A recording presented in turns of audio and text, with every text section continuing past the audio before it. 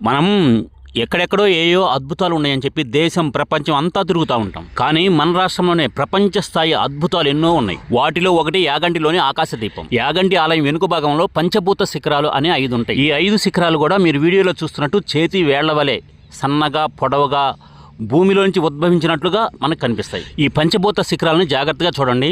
ఇవి మానవ నిర్మితాలైతే కాదు, దేవతా నిర్మితాలైనా అయి ఉండాలి, లేదా స్వయంభూలైనా అయి ఉండాలి. ఇలాంటి శిఖరాలపై ఎక్కగలగటం అంటే బాడీ ఫిట్నెస్ కలిగిన పర్వతారోహకుల వల్ల మాత్రమే సాధ్యం. అది కూడా వాళ్ళు సేఫ్టీ టూల్స్ దగ్గర పెట్టుకుని.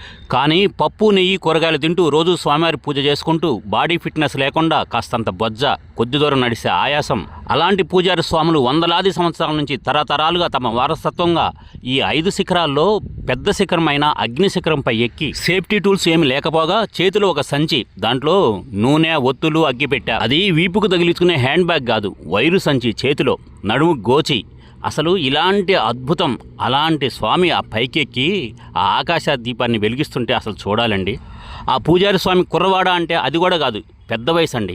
ఇలాంటి అద్భుతాలు చూడటానికి 2 కళ్ళు చాలవండి. ప్రపంచంలో ఎక్కడ కనిపించవు, ఒక్క మన రాష్ట్రంలోనే ఇలాంటివన్నీ.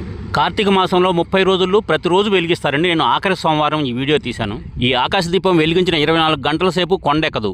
ఎందుకంటే ఎలాంటి వర్షమైనా కానీ ఏదైనా కానీ ఇక్కడ ఈ దీపం దగ్గరికి వచ్చరికి ఆ పంచభూత శిఖరాలు వీటి మీద ఏ ప్రభావం